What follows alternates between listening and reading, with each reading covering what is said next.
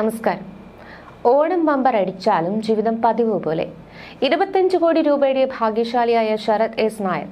പക്ഷേ കഴിഞ്ഞ ദിവസം രാവിലെ പതിവ് പോലെ നെട്ടൂർ INTUC ജംഗ്ഷനിലുള്ള നിപ്പോൺ പെയിന്റ് ഗോഡൌണിൽ ജോലിക്കെത്തി. ലോട്ടറി അടിച്ച തലക്കനമില്ലാതെ ഗോഡൌൺ ഇൻചാർജ് സ്ഥാനത്ത് പഴയ പോലെ ചിരിയോടെ ശരത് എത്തുകയായിരുന്നു. നെട്ടൂർ INTUC ജംഗ്ഷനിലുള്ള ഗോഡൌണിലേക്ക് ബസ് ഇറങ്ങി നടന്നു വരുമ്പോൾ താൻ ടിക്കറ്റ് എടുത്ത ലോട്ടറി കടയ്ക്ക് മുന്നിൽ ലോട്ടറി എടുക്കാനെത്തിയവരുടെ ആൾക്കൂട്ടം.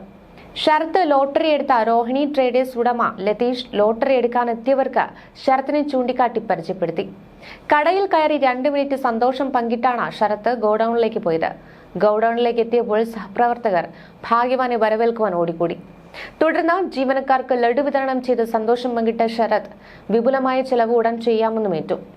Nippon paint company state head Raghunandana മേനോനും കമ്പനി ഫ്രാഞ്ചൈസിയായ ബിജി ഗ്രൂപ്പ് ഉടമ ബിനു ഗൗതമും കമ്പനിയിലെത്തി ശരത്തിനെ അഭിനന്ദിച്ചിരുന്നു.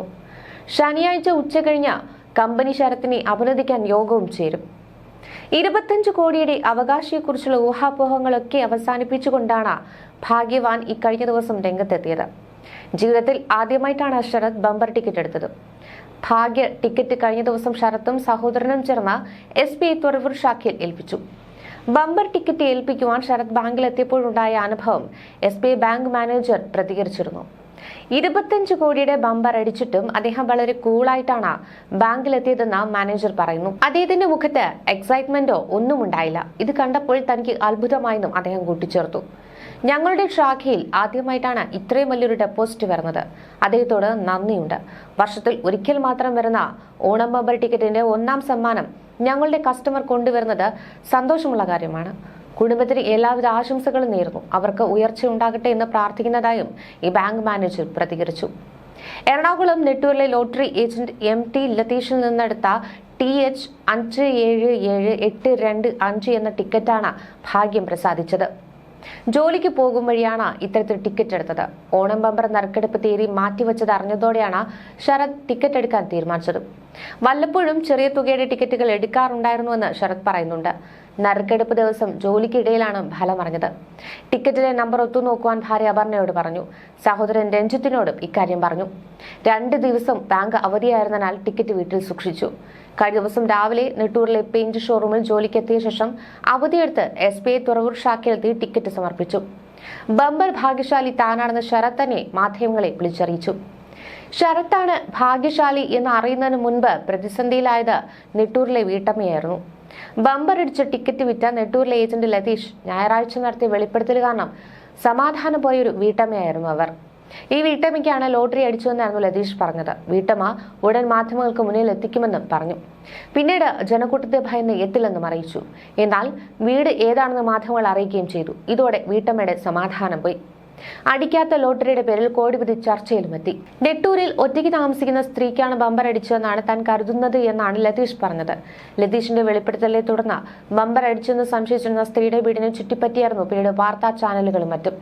തനിക്ക് സമ്മാനം അടിച്ചിട്ടില്ലെന്ന് ഇവർ പലയാവർത്തി പറഞ്ഞിട്ടും ആരും വിശ്വസിച്ചില്ല.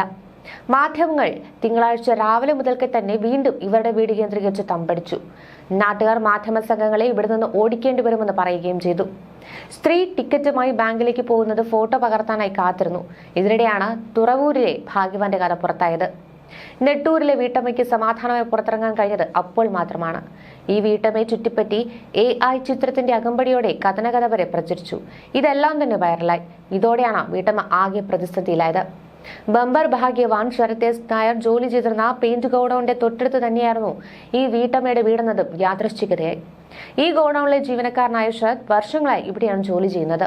തിങ്കളാഴ്ച രാവിലെ ഗോഡൌണിലെത്തിയ ശരത് ഉടൻ തന്നെ അച്ഛനു സുഖമില്ലെന്ന് പറഞ്ഞ് തുറവൂരിലേക്ക് മടങ്ങുകയായിരുന്നു. വെളിച്ചെണ്ണ കടയിൽ ഓണം ബമ്പറിന്റെ 25 കോടി അടിച്ചിരിക്കുന്നു. നെട്ടൂരിലെ രോഹിണി ട്രേഡേഴ്സ് എന്ന വെളിച്ചെണ്ണ കടയുടെ മുന്നിൽ ഞായറാഴ്ച പുതിയ ഫ്ലക്സ് ബോർഡ് വന്നു. ഇവിടെ വെളിച്ചെണ്ണയ്ക്കൊപ്പം ലതീഷ് ലോട്ടറി കച്ചവടം നടത്തി വരികയായിരുന്നു.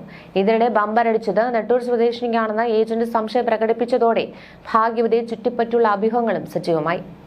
ഏജന്റ് നൽകിയ സൂചനയനുസരിച്ച് നെട്ടൂർ സ്വദേശിയുടെ വീടായിരുന്നു എല്ലാവരുടെയും ശ്രദ്ധാകേന്ദ്രം. രാവിലെ വീട്ടിൽ അവരെ സമീപവാസികൾ കണ്ടെങ്കിലും പിന്നീട് വീട് പൂട്ടിയ നിലയിലായിരുന്നു. അന്വേഷിച്ചവരോട് താൻ ലോട്ടറി എടുത്തിരുന്നുവെന്നും ചെറിയ നമ്പറിന്റെ വ്യത്യാസത്തിൽ ബമ്പർ സമ്മാനം നഷ്ടമായി എന്നുമാണ് അവർ പറഞ്ഞത്. ഭാഗ്യവതിയുടെ കാര്യത്തിൽ സസ്പെൻസ് തുടരുന്നതിനിടെയാണ് ഈ ലോട്ടറി അടിച്ച വാർത്ത ഉച്ചയ്ക്ക് മാധ്യമങ്ങളെ കാണുമെന്ന ഏജന്റ് പറഞ്ഞത്. ഇതോടെ എല്ലാവരും ലതീഷിന്റെ കടയിലും പരിസരത്തുമായി തമ്പടിച്ചു. ഭാഗ്യവതി പ്രത്യക്ഷപ്പെടുന്നതും കാത്തുനിന്ന മാധ്യമ പ്രവർത്തകരോട് ഉച്ചയായപ്പോൾ ഏജന്റ് പക്ഷേ മറ്റൊരു കാര്യമാണ് പറഞ്ഞത്. ഇവിടെ നിന്ന് വിറ്റ ടിക്കറ്റിൽ നെട്ടൂരുള്ള ഒരു സ്ത്രീക്കാണ് ബമ്പർ അടിച്ചിരിക്കുന്നതെന്നാണ് ഞാൻ മനസ്സിലാക്കുന്നത്. അവരൊരു സാധാരണ സ്ത്രീയാണ്. ഇവിടുത്തെ ആളും ബഹളവും കണ്ട് അവർ പേടിച്ചിരിക്കുകയാണ്. അതുകൊണ്ട് ഇവിടേക്ക് ഇനി വരില്ല. നാളെ അവർ ബാങ്കിൽ ടിക്കറ്റ് ഹാജരാക്കുമ്പോൾ നിങ്ങൾക്കൊക്കെ കാര്യങ്ങൾ അറിയാനാകും. ദയവായി ഇനി ഇവിടെ കൂടി നിന്ന് എന്നെ ബുദ്ധിമുട്ടിക്കരുത്, കൂപ്പ് കൈകളോടെ ലതീഷ് പറഞ്ഞു. ഭാഗ്യവതിയുടെ സസ്പെൻസ് പിന്നെ നീണ്ടു.